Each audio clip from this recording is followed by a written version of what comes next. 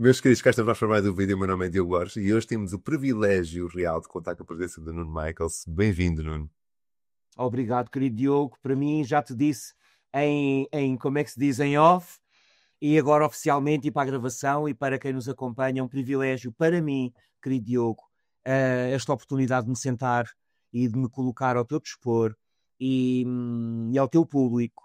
E obrigado pela oportunidade, pelo interesse e por este espaço que abres para nós. Eu partilhei com o Nuno e também aproveito para deixar aqui gravado que a primeira palestra de astrologia que eu assisti foi do Nuno, há de cerca de 10 anos atrás.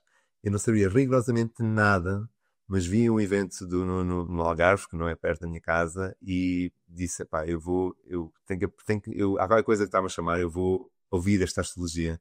Então, muito de eu estar aqui hoje foi devido a muitas pessoas que se cruzaram comigo, mas a primeira pessoa que, que eu fui a um evento, que aprendi sobre astrologia, que percebi a potência e o poder da astrologia, foi nas mãos do Nuno, foi através do Nuno, e então para mim é realmente um coroar, não é, de todo este percurso, e espero que seja um coroar e uma abertura para um novo ciclo, para uma nova fase, para uma novas oportunidades. Bem, Nuno, E assim seja. eu convidei o Nuno para nós falarmos de um assunto que eu acho que o Nuno é a melhor pessoa para nos ajudar a entender isto. É como é que nós podemos preencher o único espaço no universo reservado para nós.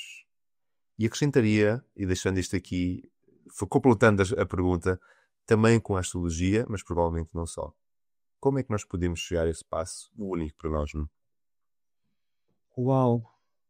Bom, que estreia, que pergunta para início de conversa. Eu recordo-me há muitos anos, durante os meus estudos astrológicos e metafísicos, me ter cruzado com a frase de um astrólogo considerado o pai da astrologia humanista e transpessoal moderna, que é o Dane Rudhyar, e vou parafrasear a ideia que encontrei nestas leituras, esta em específica que me refiro, que é: se tu não te cumpres, se tu não te realizas, se tu não te individualizas, ou seja, se tu não te tornas a pessoa que nasceste para vir a ser, então no lugar onde deverias estar a irradiar como uma luz neste universo, há um buraco negro, porque a tua luz não irradia. Então, quando nós cruzamos esta ideia com a ideia de que no modelo astrológico o mais importante, sem desprimor e sem injustiças, mas o ponto mais importante de um mapa talvez seja mesmo o Sol. Porque, afinal de contas, no nosso sistema solar, o Sol é o alfa e o ômega, é o centro, é o epicentro, é o dador da vida, é a fonte da luz, da vida, do calor, é aquilo que tudo vivifica e que tudo sustenta, e é à volta dele que todas as danças dos planetas se cumprem, cada um ao seu ritmo, com exceção da Lua, cuja dança decorre à volta da Terra. Mas pegando no modelo astrológico, nós vimos que toda a dança do sistema é ao redor do Sol. Se nós extrapolarmos isto e pensarmos que o Sol é o símbolo do espírito, que representa o órgão de percepção do espírito, que está profundamente e intimamente associado com o simbolismo do coração humano, do, o símbolo da presença e da realidade e da vida do espírito em nós. Está associado com a energia de leão, da irradiação, da criatividade, da boa paternidade, daquilo que dá origem, que é o guardião e o protetor de toda a vida. Então, quando nós pensamos na importância, no simbolismo, no protagonismo que o Sol ocupa na astrologia e neste simbolismo e neste modelo, nós podemos extrapolar dizendo qualquer coisa parecida com: o centro da nossa vida deveria ser o espírito e a consciência espiritual e o potencial de desenvolvermos os dons do espírito, os dons divinos que todos nós viemos à Terra realizar e cumprir. Às vezes, para explicar, quando ensino astrologia, o ensino o pouco que eu sei, mas o que é que eu sei? Sei muito pouco. Mas quando ensino astrologia, às vezes refiro-me ao Sol como representando no nosso mapa de nascimento o nosso método de resgatarmos, de cumprirmos, de atualizarmos, de recordarmos a nossa divindade essencial. É como se o Sol no horóscopo representasse o método específico, único a cada indivíduo, de se tornar não só uma emanação, mas uma manifestação ou uma corporificação, uma manifestação de Deus. Dito de outra maneira, é como se o Sol nos inspirasse e nos guiasse no processo de nos redescobrirmos como consciências divinas encarnadas no planeta para nos realizarmos, para nos cumprirmos, para, se quiseres usar outra terminologia, para atingirmos a consciência do Cristo, ou para atingirmos a consciência do Buda, ou para nos iluminarmos, ou para nos tornarmos luzes nós próprios, antes de mais luzes para nós próprios e depois, eu creio que quase inevitavelmente, luzes no mundo.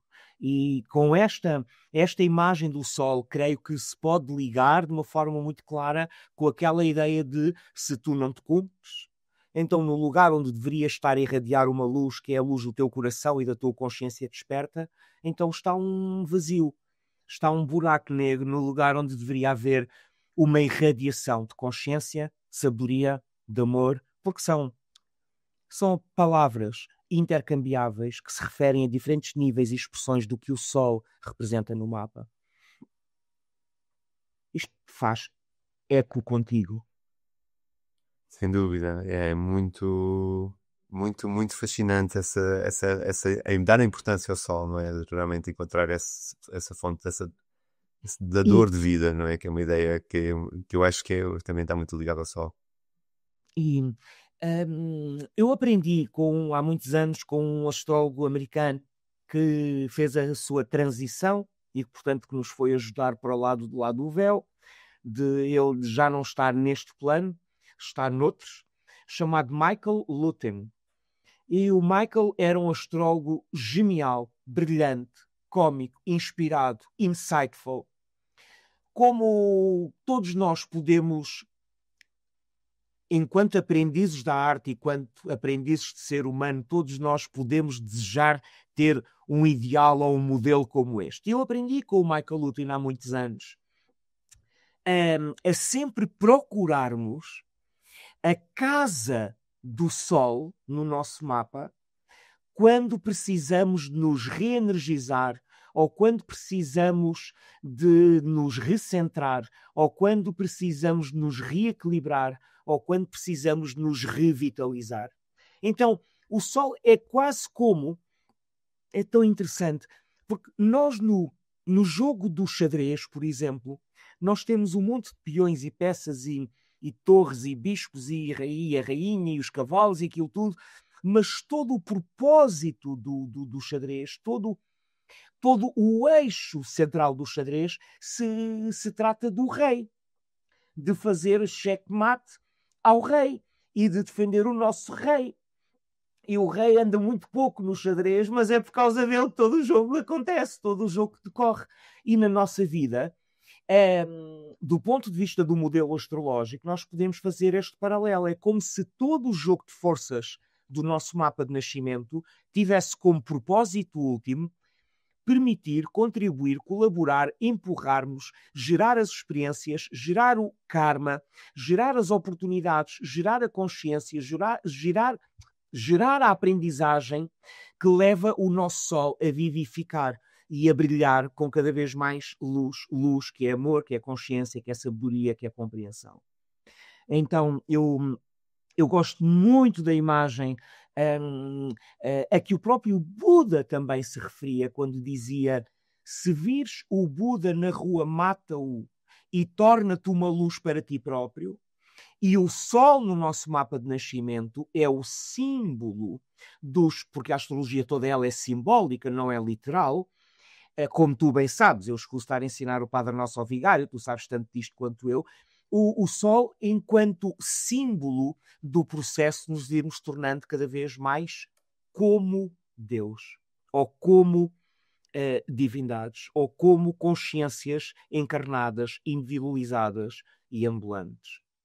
Então eu gosto muito desta imagem de sermos luzes no mundo e de irradiarmos para o mundo, servindo-o, iluminando-o, desapertando-o, acrescentando ao mundo com as qualidades únicas que apenas nós podemos acrescentar, porque mais ninguém é tu, mais ninguém é eu, mais ninguém é a resposta altamente individualizada às propostas que a vida faz a cada um de nós. E se nós formos transformando a nossa vida numa oportunidade de irmos transformando experiências em consciência, em amor, em abertura, em gentileza, em mansidão, em coragem, em estrutura, em força, em curiosidade, em inteligência e em todos os dons do espírito de que os signos do zodíaco falam, porque os signos do zodíaco, antes de serem descritores de traços de personalidade, como algumas pessoas considerarão, se não estudam astrologia, têm a representação de que a astrologia é uma maneira de criar tipos psicológicos e de descrever as pessoas, não é? É uma maneira de estudar simbolicamente processos evolutivos. Então é possível que, que o Sol em Carneiro simbolize que é no desenvolvimento da coragem e da autonomia, ou que um Sol em Capricórnio represente que seja através da responsabilidade pessoal ou coletiva ou social. É possível que um Sol em Sagitário represente que através do processo de adquirir sabedoria e de ampliar os nossos horizontes, é possível que seja assim que nós próprios não só vamos abrindo a nossa consciência e tornando-nos luzes do mundo, mas talvez seja assim também que podemos contribuir à nossa maneira única para o mundo. Porque eu creio que a vida humana se cumpre de duas maneiras. Não sei se simultâneas ou subsequentes, de duas maneiras, que não sei se acontecem ao mesmo tempo, ou se primeiro acontece uma e depois acontece a outra. Não é claro para mim, eu creio que elas they overlap, que elas se sobrepõem em parte. Então, um destes dois processos é ganharmos consciência do que somos. E o segundo é levarmos esta consciência ao mundo, oferecendo-a como honrando a natureza coletiva, inclusiva, grupal, a orientação grupal, a orientação para o mundo, a orientação para os outros, que eu creio que é a orientação essencial da alma. A alma é inclusiva. O princípio de amor em nós é aquele que procura estender a sua humanidade, a sua consciência, o seu amor, a sua inteligência, a sua habilidade, a sua coragem, a sua humildade ao mundo como forma de dádiva. Os budistas, de resto, falam-nos de um modelo, e nós falamos sempre de modelos, não é? Mas falam-nos de um modelo que é o modelo das paramitas ou das perfeições. E há vários modelos sobre as paramitas ou as perfeições. Eu conheço dois. E qualquer um deles fala das qualidades que permitirão ou que permitem ao ser humano atravessar a ponte entre o lugar de puramente humano, e eu não sei bem o que é que isto quer dizer, de puramente humano a uma consciência iluminada. Então as qualidades, as paramitas, o que os budistas chamam as perfeições, sejam as 6 perfeições, sejam as 10 perfeições, é através do cultivo das perfeições do espírito que nós nos aperfeiçoamos e que nós nos realizamos na nossa consciência. E Nuno, com toda a tua experiência e de teres acompanhado já tantas pessoas, tanto do ponto de vista de atendimento como de nível de formação, o que é que tu achas que trava, desde o momento que a pessoa ganha consciência sobre, neste caso, o seu sol, sobre as suas propostas, as suas características, as potencialidades, o que é que as trava de transitar ou trazer toda essa energia, essas propostas para a vida, para a sua vida, para o seu mundo? Que boa pergunta, Diogo. Eu acredito que todos nós temos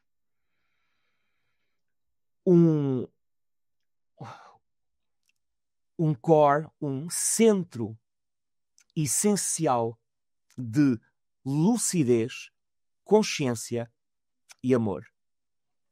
Mas também acredito, e isto é da minha experiência, e como tu dizes, minha experiência com o ensino, com ter-me cruzado já com muitas pessoas e de aconselhamento, faz para o mês que vem, faz 25 anos que eu comecei a fazer astrologia profissionalmente.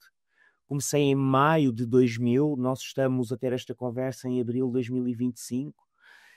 E portanto, falo da minha experiência, falo das crenças que são as minhas de momento e que passam por esta ideia de que à volta deste núcleo lúcido e saudável há camadas que têm a ver com dor e com adulteração, onde se inclui socialização, educação e cultura. Eu, por brincadeira, costumo dizer que todos nós somos adulterados e isto significa sermos criados e educados por adultos que são eles próprios adultos feridos, porque foram eles próprios criados e educados, aculturados, socializados, condicionados, amestrados culturalmente, educacionalmente, familiarmente, emocionalmente, por adultos que foram eles próprios adulterados por adultos, adulterados por adultos, adulterados.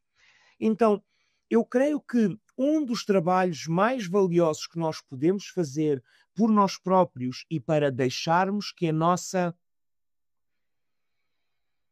consciência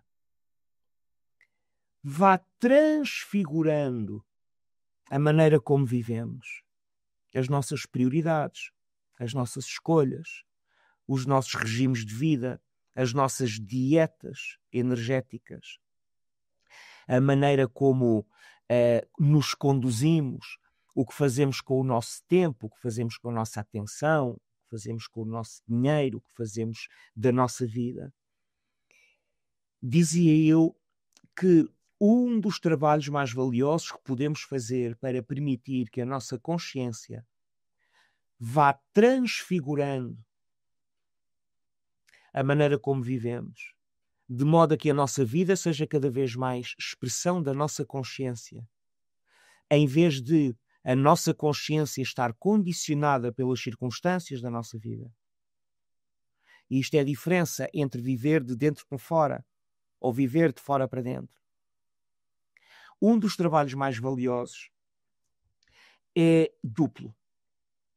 Um é trabalharmos com aquilo que hoje em dia é tão corriqueiro e comum falar, porque vivemos tempos muito psicológicos, não é? Com muita ênfase na psicologia e no trabalho psicológico. Então, um dos trabalhos é o trabalho com trauma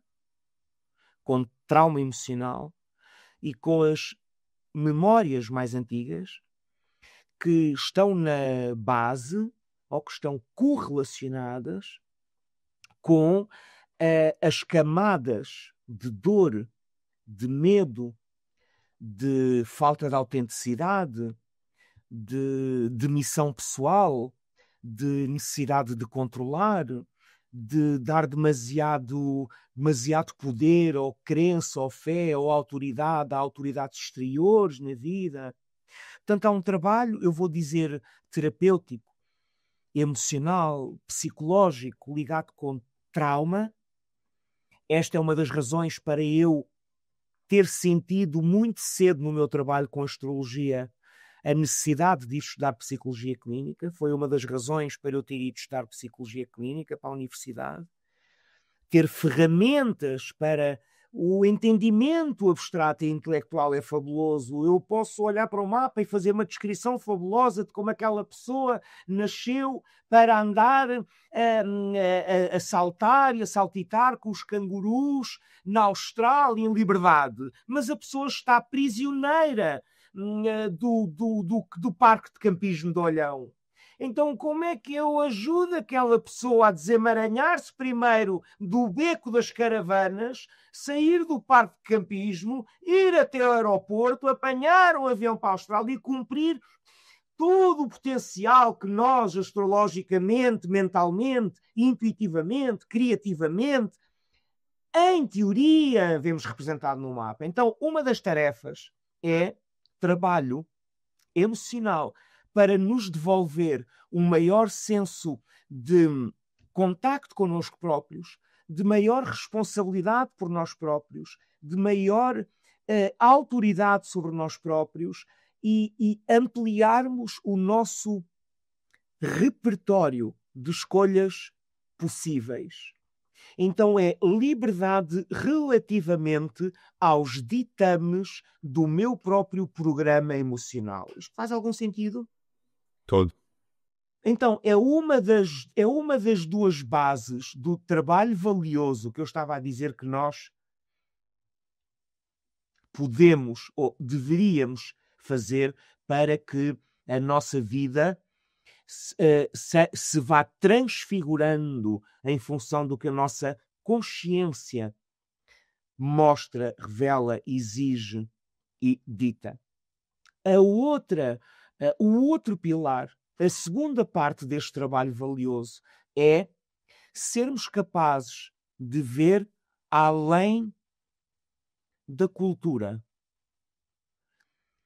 do tempo histórico, da mentalidade coletiva e dos paradigmas dominantes numa dada geração, numa dada cultura, numa dada sociedade e num determinado tempo histórico. E esta, para mim, é uma das grandes prendas que a astrologia nos oferece, entre muitas.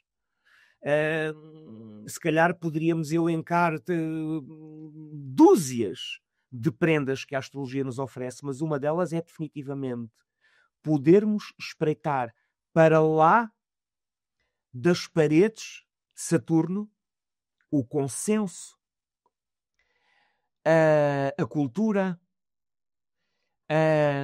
o superego coletivo, o que é bom, o que é verdadeiro, o que é útil, o que é importante, o que eu devo ser, o que eu não posso ser, o que é real, o que é fantasia, o que é mentira. Porque nós nascemos dentro... Há uma poesia zen que eu gosto tanto e que tem a ver com isto e que diz: tu não podes falar sobre o inverno a um inseto que nasceu em junho. Ele está limitado por uma única estação. Tu não podes falar sobre o oceano a um sapo que vive dentro de um poço. Ele está limitado pelo seu meio, pelo seu habitat.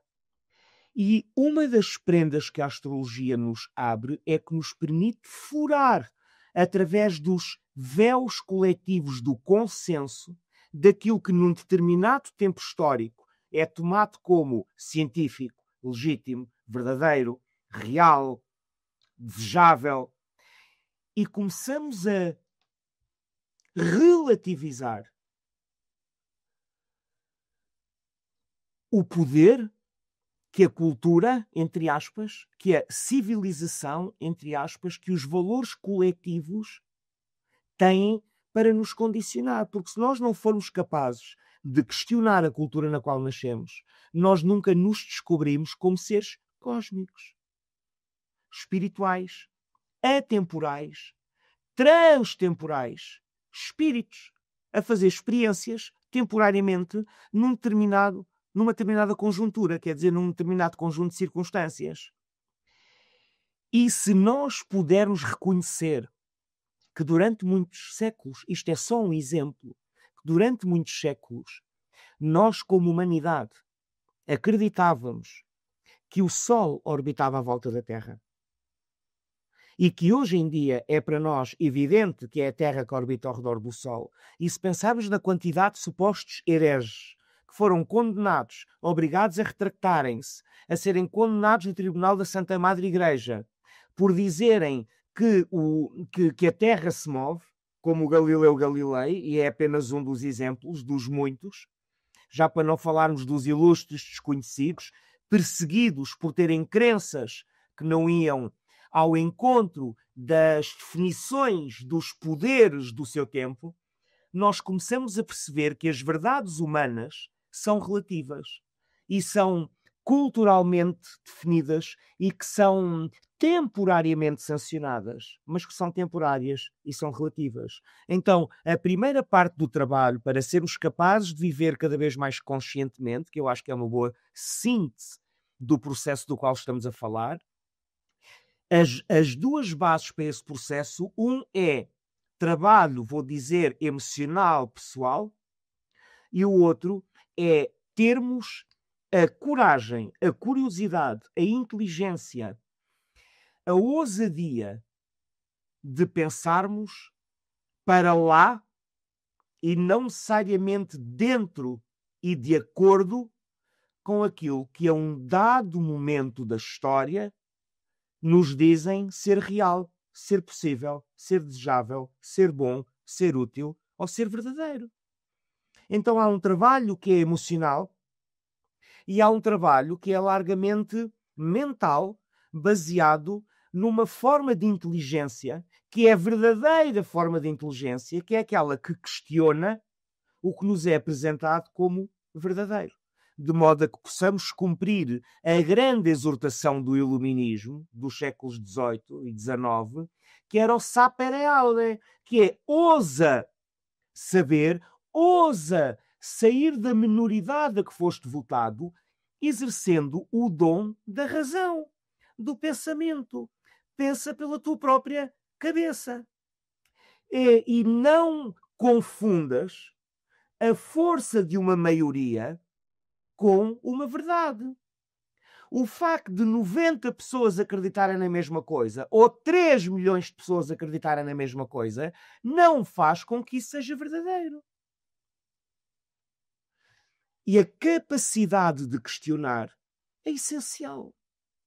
E não precisamos ir mais longe. Nós temos tido, como cada vez mais aparente, como cada vez mais evidente, que um dos grandes testes que está a ser feito à humanidade nestes tempos é a capacidade de pensarem e de questionarem mais além das narrativas que nos são enfiadas pela boca dentro, ou pelas goelas dentro, ou pelos olhos dentro, ou pela cabeça dentro, pelos especialistas, pelos meios de comunicação, pelas verdades oficiais, pelos fact-checkers e por toda esta, vou dizer, esta experiência que está a ter lugar no planeta, que é, vais dar atenção ao teu instinto e à tua intuição e vais questionar aquilo que te dizem, ou vais cegamente, submissivamente, docilmente, imbecilmente, acreditar e aceitar e tomar como verdadeiro tudo aquilo que te dizem. Este é um dos testes que a humanidade atual está a ter e a viver.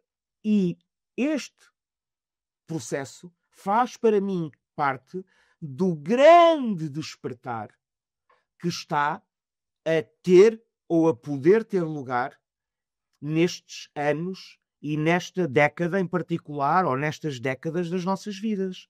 A humanidade está a passar um grande teste e eu creio que está a haver um grande crivo, um grande filtro, uma grande peneira. E um dos critérios é quem é capaz de questionar e ver além do véu, ou quem não questiona, ou por conveniência, ou por treino, ou por submissão, ou por desânimo aprendido, ou por demissão de si próprio, ou por não ter acesso à sua própria intuição e muito menos ao seu próprio instinto. Então nós temos de ser capazes não só de ir além dos remanescentes das nossas primeiras experiências dolorosas na infância, e todos tivemos algum tipo de experiência dolorosa, quanto mais não seja, todos nós sofremos daquilo que os psicólogos chamam a ansiedade existencial, que é a desconfiança e a crença de que a qualquer momento alguma coisa pode acontecer, eu tenho que me precaver, eu tenho que fazer PPRs, eu tenho que me projetar no futuro, eu tenho que fazer planos, eu tenho que saber quais são os trânsitos, eu tenho que conhecer o meu mapa, porque tudo isto se liga com a nossa necessidade de controlarmos uma vida na qual, no fundo, não confiamos e à qual não nos entregamos. Então, a ansiedade existencial de que todos nós sofremos é um dos fatores que pode fazer com que continuemos a viver aquém do nosso potencial, por medo, por não arriscarmos, por não confiarmos, por não validarmos os nossos impulsos, por não darmos demasiado crédito às nossas visões, porque fomos treinados e emocionalmente fomos danificados em não confiar em nós próprios. E intelectualmente fomos treinados para que nos digam o que pensar, para que nos digam o que saber. De modo que todo o sistema de educação, por exemplo, é um sistema para treinar mentes repetitivas e obedientes.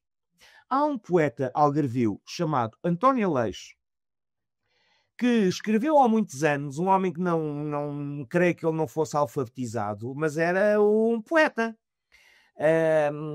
E o António Aleixo, entre as centenas de quadras que deixou ditas, há uma que eu gosto particularmente a este respeito, e que é conhecer a fundo a história, ser estudioso e ter paciência pode revelar boa memória, mas não grande inteligência. E isto sintetiza o que é o sistema de educação. Bom, eu continuaria por aqui, mas eu prefiro que tu me vás interrompendo e interpelando e dizendo de tua justiça se isto faz algum sentido a ti. Faz muito sentido, Nuno. E eu acho que vamos ter que dar 2 passos atrás e irmos lá, desde que tu falaste dos sóis em alguns signos, falaste de Carneiro, Capricórnio, Sagitário, salvo erro, e eu pedi a tua bondade e a tua forma de partilhar isso. E de partilhares algumas ideias sobre o Sol em cada signo, porque eu tenho a certeza que vai haver aquele comentário da pessoa: ai, não falaste dos Gêmeos, ai, não falaste do Caranguejo. Nuno, algumas ideias sobre cada... Não falar quando se trata de Gêmeos é quase um crime de lesa majestade. Vamos então, Gêmeos, falá-lo, como diria a minha filha. Então, obrigado por isto, Diogo. O que quer que te pareça pertinente, estou aqui para dar-te o meu melhor. Pegando na ideia de que o Sol representa o método de nos atualizarmos, então é um exercício muito interessante pensarmos quais são as qualidades que nós associamos a cada um dos arquétipos ou a cada um dos signos do zodíaco e como é que estas qualidades podem funcionar como as paramitas budistas ou como as perfeições budistas. A astrologia fala-nos evidentemente de 12 perfeições. Por exemplo, a coragem representada por Carneiro. A coragem de ser. A autonomia, a vontade de ser e de viver nos seus próprios termos. Para que é que eu nasço Carneiro? Para ser descrito como egoísta, precipitado, impulsivo? Não. Eu nasço com o Sol em Carneiro porque a minha vida me vai trazer as experiências que me vão obrigar a mobilizar estes dons do espírito que eu estou a traduzir e a sintetizar como coragem, autonomia e a capacidade de vivermos nos nossos próprios termos. Se formos olhar para o arquétipo de Touro, tem muito que ver com o desenvolvimento de um senso básico de força e de capacidade de lidar com o que houver. Produtividade, capacidade de me bastar, descobrir que eu me basto, que eu sou suficiente. Eu às vezes dou uma imagem para a energia de Touro e para as experiências a que Touro se associa, as experiências da casa 2, da segurança e do valor próprio. E às vezes eu dou esta imagem, se bem que Touro e casa 2 são coisas diferentes, mas há uma como tu bem sabes, há um paralelismo, há uma afinidade entre signos e certas áreas de experiência, como há entre Peixes e a casa 12, Sagitário e a casa 9, etc. A imagem que eu dou às vezes para Touro é, imagina que a vida pega em ti e te despe de tudo aquilo a que tu chamas teu. O teu sofá, o teu Tesla, a tua casa, as tuas relações, o teu telemóvel e a tua roupa. E pega em ti a vida todo nu e te põe no meio de uma ilha do Pacífico. Um bocadinho como aqueles programas do Survival, não é? Um Sol em Touro está condenado a ter que descobrir que mesmo nessas circunstâncias e depois de ter perdido tudo, a que anteriormente chamava meu ou seu, que é capaz, fazendo uso da sua inteligência, da sua educação, dos seus bracinhos, das suas pernas, da sua automotivação, da sua resiliência, da sua força, da sua resiliência, que é capaz de sobreviver e de se bastar. Então, o dom do espírito que nós podemos associar a Touro é o desta força transformada em capacidade produtiva para me bastar a mim próprio. À medida que eu o desenvolvo, eu vou-me tornando ao mesmo tempo um pilar de segurança e de força para os outros. Sou a figura estável em que os outros encontram solidez, resistência. Se formos para Gêmeos, nós falamos do dom, porque Gêmeos é um signo de ar, nós falamos do dom da inteligência interpretada como curiosidade saudável e a abertura a tudo quanto está aí para ser descoberto. Os geminianos, ou vou ser ainda mais quadrado, os nativos de Gêmeos, conforme descritos em metade dos manuais de astrologia, são um pouco dispersos, curiosos, instáveis, intelectuais, faladores, dispersos, cabutinos, porque são expressões, quando esse é o caso, não são senão expressões de uma inteligência viva preparada para descobrir o mundo. E sem curiosidade saudável pelo que existe, pelo que pode ser, pelo que pode estar ali, pelo que isto pode querer dizer, pelas outras maneiras de olhar para a mesma coisa, tudo isto são expressões de inteligência e a capacidade de manter duas percepções distintas, não necessariamente conflituais, possivelmente conflituais, mas distintas, duas ideias, duas perspectivas sobre a mesma coisa, isto são expressões de inteligência. E esta forma de inteligência é uma boa síntese daquilo que para mim é um dos dons específicos de Gêmeos. Se falarmos de Caranguejo, eu gosto muito de uma frase que me ensinaram os meus estudos na astrologia esotérica, que é o estudo de como os signos funcionam e como os planetas funcionam, melhor dito, como é que passam a funcionar quando são vividos por uma alma encarnada ou por uma pessoa com consciência desperta. Então aquela astrologia psicológica tradicional que nós estudamos abre uma porta para olharmos para os mesmos signos e planetas de uma perspectiva ligeiramente diferente. E a esse estudo, a astrologia esotérica, eu devo muito das minhas descobertas nessa área ao meu pai espiritual e ao meu grande mentor nesta vida, que foi o Alan Oaken, e muito, muito, muito a tudo o que Alice Bailey escreveu. A astrologia esotérica, a psicologia esotérica e tudo isto. E há uma frase na astrologia esotérica que se refere ao signo de Caranguejo e àquilo que a alma profere através da energia de Caranguejo. E o que a alma profere através da energia de Caranguejo é: eu construo uma casa iluminada e habito no seu interior. Então, como dom do Espírito, isto fala da inteligência emocional, da conexão e da sintonia com a nossa própria vida interior, com a nossa natureza emocional, com a nossa natureza psicológica, com as nossas necessidades e com a capacidade de fazermos de nós próprios o sítio mais hospitaleiro possível para nós próprios vivermos. Então, inteligência emocional para me socorrer da expressão famosa do Daniel Goleman, dos anos 80, que escreveu um livro chamado Inteligência Emocional, que foi uma grande revelação para a comunidade académica, quando ele começou a dizer: nós não somos só o coeficiente de inteligência, não é? Medido pelos testes dos anos 60 de inteligência, do Simon e do Binet. Há uma dimensão emocional que tem a ver com reconhecer as próprias emoções, reconhecer as emoções dos outros, sermos capazes de adiar a recompensa. E este mundo da vida emocional, da vida interior, do sentir e do vivermos confortavelmente dentro de nós próprios, isto para mim é largamente uma expressão de um sol em caranguejo, do que um sol em caranguejo vem aprender.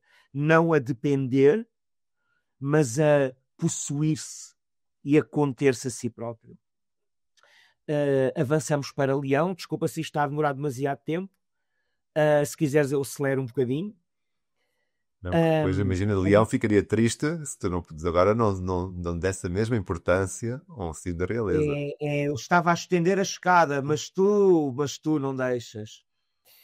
Não te escapa nada, Modeb, como dizem os algarvios. Não te escapa nada, Modeb. Leão, o processo de Leão, para mim, é o processo específico, e devo lembrar-nos a este propósito que todos temos os 12 signos dentro de nós, não é? Embora uns sejam mais importantes para nós numa dada vida do que outros, mas o Sol em Leão vem a esta vida descobrir-se como uma fonte de vida, uma fonte de alegria e um filho pródigo de Deus. Não no sentido eu sou filho de Deus e tu não és, mas o reconhecimento da evidência de que se eu me descubro como filho de Deus, nós somos todos filhos de Deus e tu és meu irmão. Então, o Sol em Leão é um processo de despertar da consciência espiritual, divina e amorosa, que é o precursor, é o que está antes do processo de sermos canais no mundo para que Deus irradie, aqueça, sustente, vitalize todos os seus filhos. Então é como ser um foco dador, um distribuidor de jogo do amor de Deus. Como quem diz, eu sou filho do meu pai e ando na terra a distribuir as suas prendas a todos os seus filhos. Eu estou incumbido disto. E isto expressa-se como generosidade, como fogo, como coragem. Coragem vem de coração, assim como recordar significa regressar ao coração. Nós trazemos no coração a sabedoria e o conhecimento. Recordar é regressar ao coração. É tão interessante quando nós pensamos como é que se diz em inglês saber de cor. Como é que se diz em inglês saber de cor? To know by heart. Saber de coração. Saber do coração. E este saber do coração, este recordar da nossa divindade, para mim, é uma tarefa evolutiva representada muito bem pelo Sol no signo de Leão. Um Sol em Virgem conhece-se através do processo de nos aperfeiçoarmos para melhor podermos servir.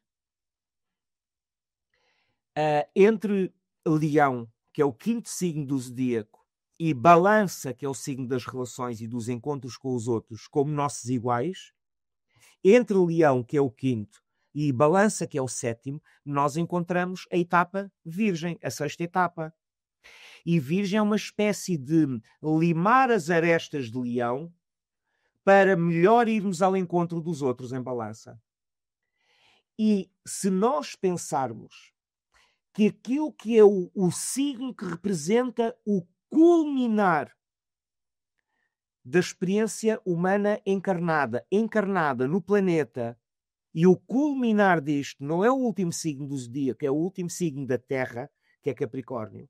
O culminar da experiência humana encarnada é Capricórnio, que tem a ver com sucesso, mas mais do que isso, com autoridade. Se pensarmos que Virgem é o signo de Terra anterior a Capricórnio, nós em Virgem desenvolvemos o requisito da autoridade. E qual é o requisito da autoridade? O que é que eu quero dizer com isto? Que a forma suprema da autoridade é o serviço aos outros. Um treinador encontra a sua autoridade porque está ao serviço dos seus atletas. Um professor encontra a sua autoridade porque está ao serviço dos seus alunos. O líder dos escuteiros encontra a sua autoridade porque está ao serviço dos lobinhos e dos outros todos.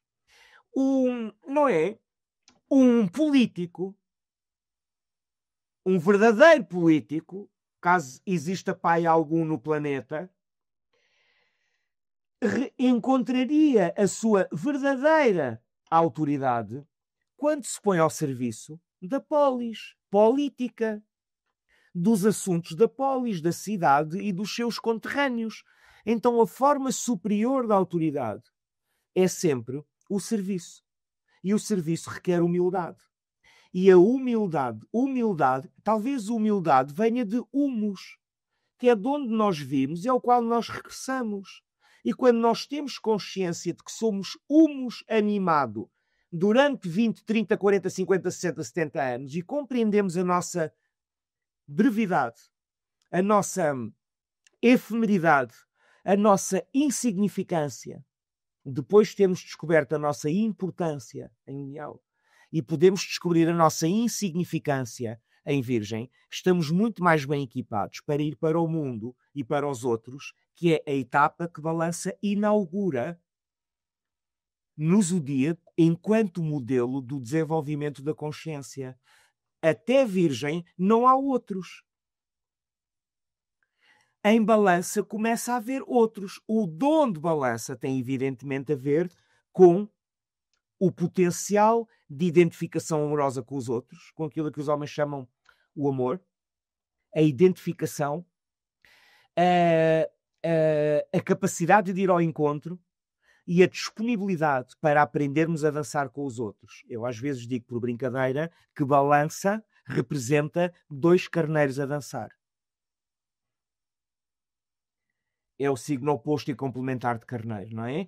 Eu começo uma viagem em Carneiro, em que nasço em Carneiro, vou andando por aí fora, Touro, Gêmeos, quer dizer, em Touro torno-me produtivo e autossuficiente, em Gêmeos torno-me interessado, inteligente, versátil, curioso, adaptável, aberto ao mundo, em Caranguejo torno-me a minha própria casa, não sou um sem-abrigo energético, não ando à procura de quem tome conta de mim, de quem me dê leitinho, de quem me securize, de quem me afaste os fantasmas, de quem me faça sentir bem, aprenda a ser a minha própria mãe e o meu próprio pai. Depois evoluo para Leão, afinal sou um gajo do caraças, tenho tanta coisa para dar ao mundo. Depois chega a Virgem, digo afinal eu não sou nada, mas o pouco que eu tenho faço pelos outros de boa vontade. E chega a Balança e estou muito mais bem equipado para ir ao encontro dos outros. O dom do espelho da identificação amorosa, da complementaridade e outras palavras que nós usamos para Balança, como tu bem sabes, o equilíbrio, a reciprocidade, a cooperação, a boa vontade, a justiça, a diplomacia, o encontrar a linha de força que conduz entre as duas polaridades principais. Em Balança, aprendemos a dançar a 2. Deixa de ser um solo. A vida deixa de ser um solo e passa a ser um dueto. Quando não é um dueto, transforma-se num duelo. E isto é a etapa de Balança. Em Escorpião, que é o segundo signo de água, nós somos confrontados com as dinâmicas emocionais, psicológicas, inconscientes, obscuras, subterrâneas, que correm nas nossas relações. E é onde temos a oportunidade de nos transformarmos através daquilo que nos chega do outro e de fora, graças ao que nos chega do outro e de fora, e em nome do que nos chega do outro e de fora. Então, em Escorpião, nós temos um processo de transformação, da alquimia interior e de descoberta daquilo que eu chamaria o nosso verdadeiro poder, que é o de irmos às nossas próprias sombras, para usar a terminologia da psicologia atual, moderna, irmos às nossas sombras, lutarmos com os nossos próprios dragões, resgatarmos a nossa própria donzela e regressarmos à superfície muito mais integrados. E isto, meu querido, isto é poder. Isto é poder psíquico. E se calhar o único poder real que existe. Porque o único poder real que existe, ou que eu posso ter na vida, acaba na minha epiderme. É da pele para dentro. Se é da pele para fora, eu estou a falar de influência, estou a falar de prepotência, estou a falar de manipulação, estou a falar de sedução, estou a falar de intimidação, mas não estou a falar de poder. Estou a falar de todas as expressões da nossa impotência. Porque da pele para fora somos impotentes. A única coisa sobre a qual temos poder é como é que nos transformamos para lidar com o que está aí, para com o que nos chega de fora. Daí também Escorpião estar associado com as grandes crises e as grandes transformações da nossa consciência. Crises das quais, neste modelo, somos ajudados a sair quando olhamos para o alto e para longe e para fora e para cima e nos perguntamos qual é o sentido da vida. E esta é a busca de Sagitário. É a busca de um significado maior para tudo o que vivemos nas 8 etapas anteriores. A começar pela mais recente, as chamadas mortes escorpiónicas ou mortes do ego, que aprendemos a associar. Escorpião a isso. Então, Sagitário é o dom da busca de um sentido maior para a vida. Uma filosofia de vida, uma visão do mundo, uma Weltanschauung, como dizem os alemães, uma visão do mundo, um sistema de crenças que nos ajude a situarmos-nos na vida, a situarmos os nossos processos na vida e a situarmos no grande esquema das coisas. Logo, Sagitário é um signo que não se contenta com o que encontra. Só se cumpre, só se preenche e só se satisfaz com a busca. E o grande lema de Sagitário é: eu vejo um alvo, caminho em direção a ele, e quando o atinjo eu consigo ver ainda mais longe. Então Sagitário, que é o signo do arqueiro, é o signo do centauro, é o signo do entrosamento entre o animal que há no centauro, o humano que há no centauro, e a seta a apontar para o alto, para Deus, para o universo, para os mestres, para o mais distante, para o que é o bem, o que é o belo, o que é o útil, o que é o verdadeiro, para usar os critérios do Platão, de há 2000 anos. O bom, o belo e o útil, não é? Sagitário é a busca do bom, do belo e do útil. Em teoria, neste modelo, em Sagitário, descobrimos alguma forma de sabedoria. E de sabedoria que é transversal, prévia e posterior às verdades transitórias do tempo histórico e da sociedade na qual vivemos. Estamos a falar do que se chama a filosofia perene. A busca de Sagitário, a busca da sabedoria eterna, ou da sabedoria antiga, ou das leis do esoterismo, ou da busca das leis do Tao, ou a busca das leis do universo, que o Hermes Trismegisto terá codificado no Kybalion, que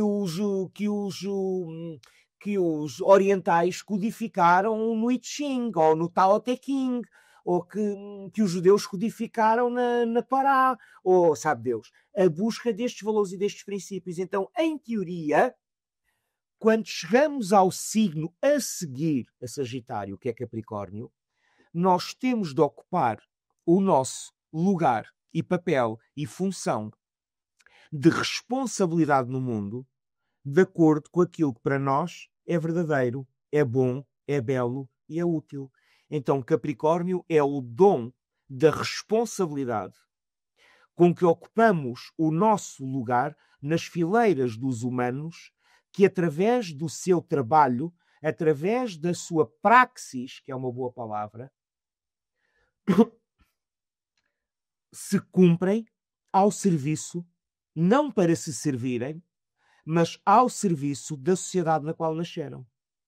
Capricórnio, a responsabilidade ou a autoridade, como falávamos há bocadinho a propósito de Virgem. Faltam-nos dois, não é? Falta-nos falar de Aquário e de Peixes, que simbolicamente são signos que nos falam de mais de dimensões de consciência do que de outra coisa.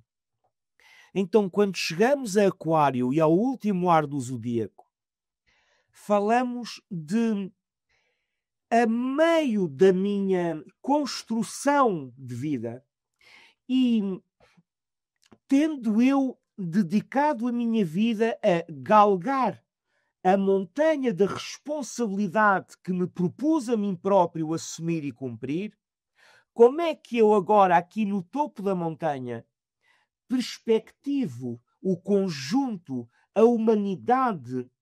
A imagem que eu gosto para Aquário é do observador no topo da montanha que vê lá embaixo a aldeia nos seus ritmos e tarefas diárias e os homens no campo e os transportes e o carteiro e o trânsito e as pessoas irem para o trabalho e as crianças para a escola, e Aquário está de fora a ver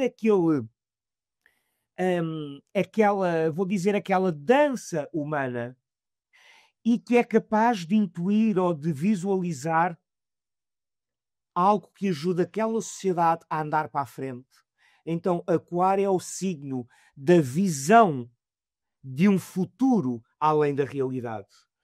É o signo das utopias, é o signo dos visionários, é o signo dos idealistas, é o signo dos revolucionários, é o signo dos intelectuais e daqueles que perspectivam a realidade em termos simbólicos, intuitivos, que é como se vissem o futuro a manifestar-se ou a poder manifestar-se. E chegamos a Peixes e Deus, através das suas vicissitudes, manifesta-se trazendo-nos circunstâncias que nem sempre são fáceis de perceber ou compreender, mas que nos convidam a desenvolver um senso último de confiança no processo, de fé na vida e de confiança no mistério.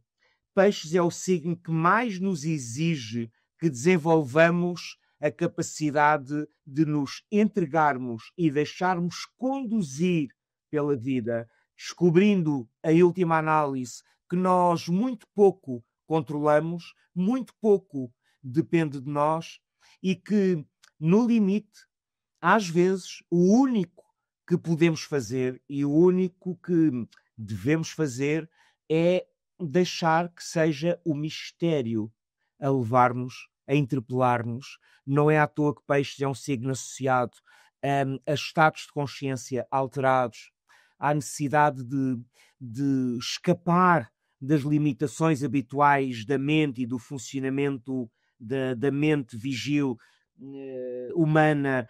É o signo das circunstâncias de vida que nos exigem sacrifícios, perdas, não ter, esperar, almejar, sonhar, imaginar.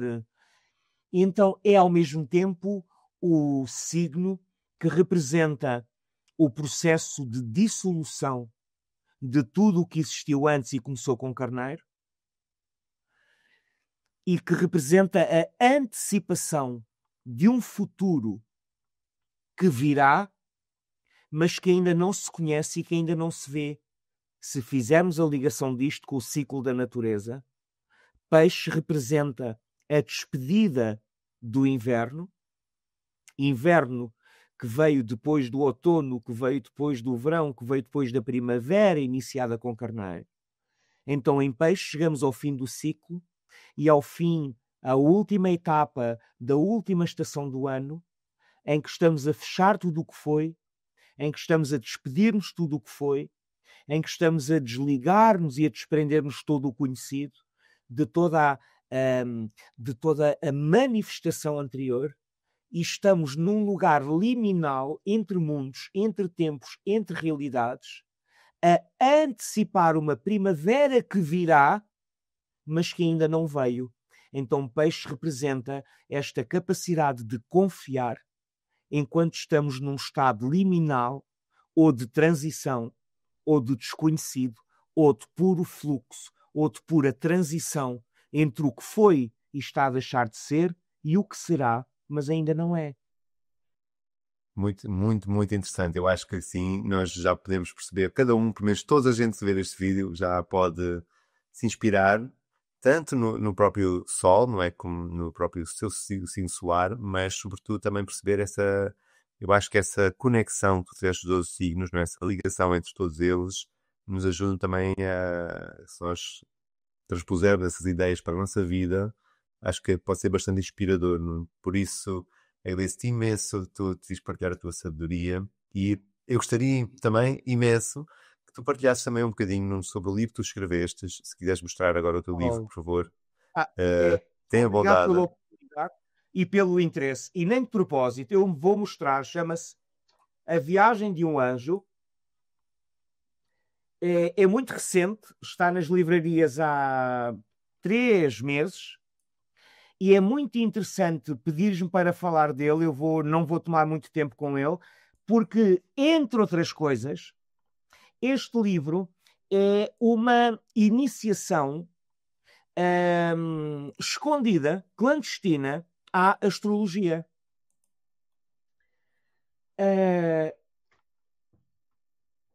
Chama-se A Viagem de um Anjo, porque é a viagem de todos nós.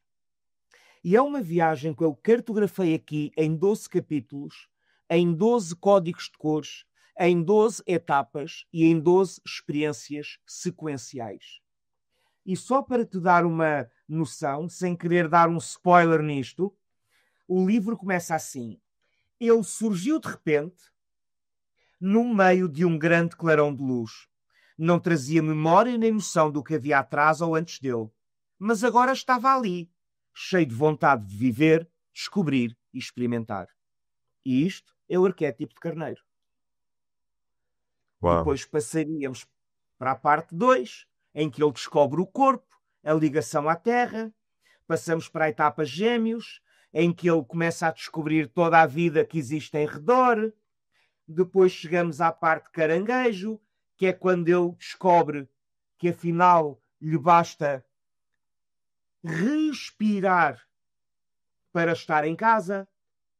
Depois chega à etapa Leão, em que ele descobre que tem asas e que as pessoas lhe elogiam e admiram as asas e ele anda a pavoneá-las todo contente, até que encontra alguém que lhe diz: olha lá, as nossas asas não é só para serem admiradas que servem, pá. Além disso, essas asas desse tamanho está-me a tapar a luz do sol. A luz do sol é que é importante.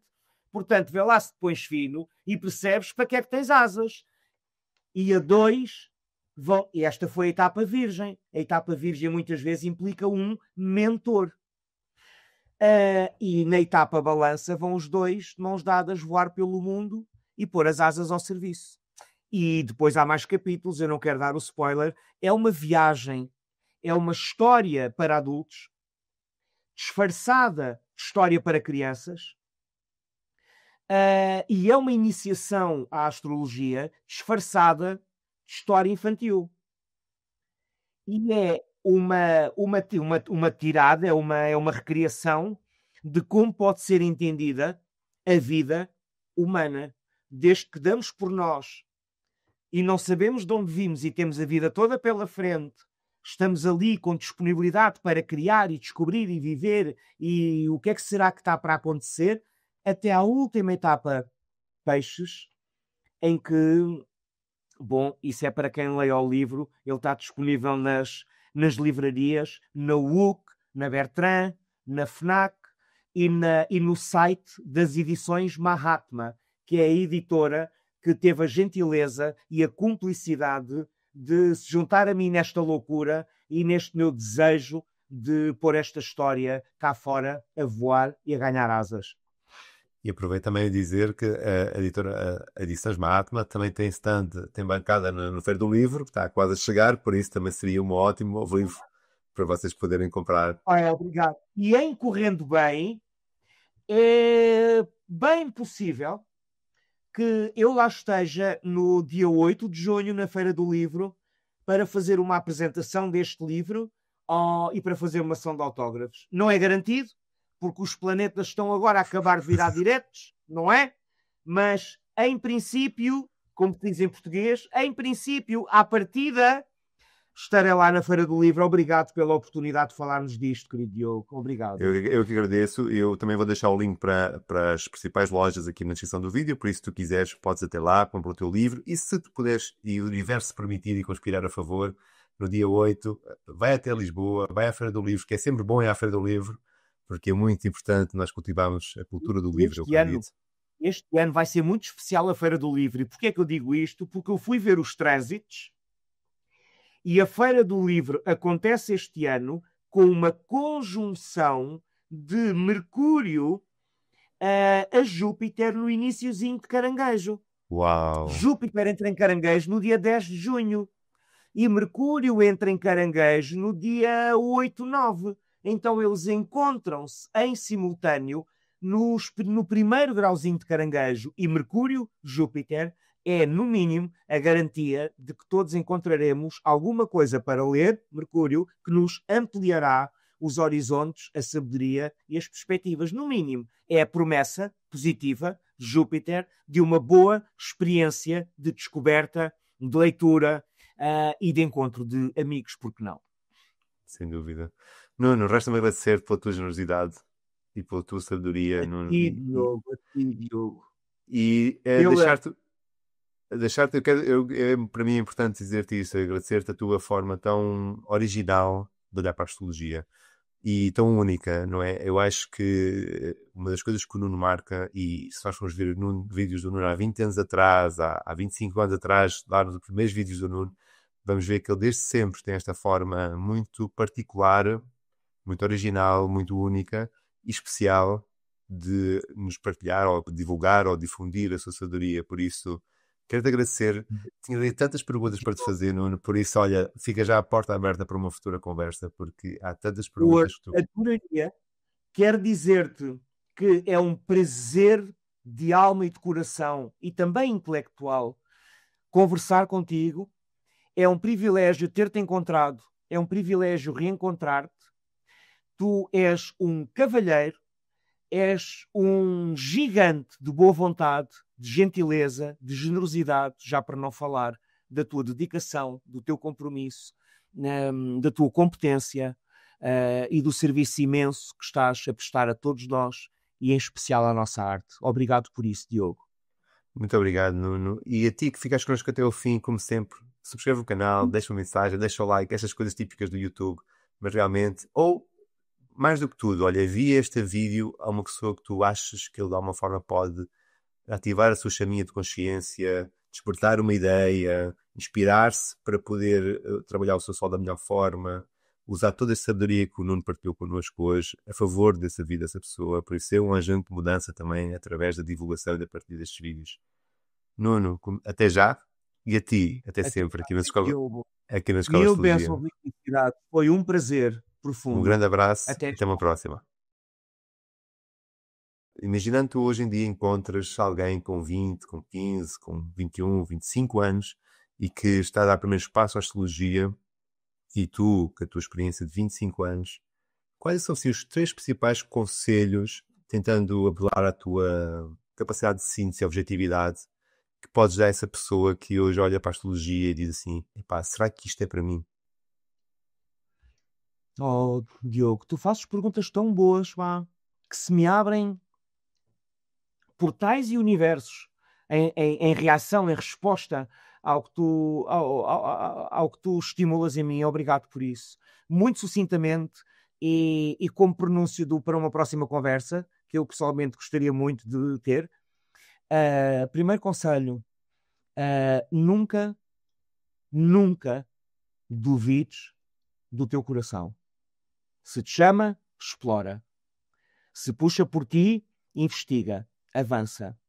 Se te faz sentido, nunca esmoreças. Primeiro conselho. Nunca mais duvides. Segundo conselho. Aprende tudo o que puderes e não queiras encontrar respostas. Procura matéria para fazeres cada vez mais e cada vez melhores perguntas. Terceiro conselho. A vida é muito misteriosa. Por mais astrologia que estudes, vai sempre haver uma dimensão de mistério. E a única maneira de ter uma relação com o mistério não é tanto ou tão só através do que a astrologia nos mostra intuitivamente, intelectualmente. A relação com o mistério exige que tenhas um coração aberto, confiante e que te reconheças como filho de Deus ao seu serviço nesta terra e neste planeta.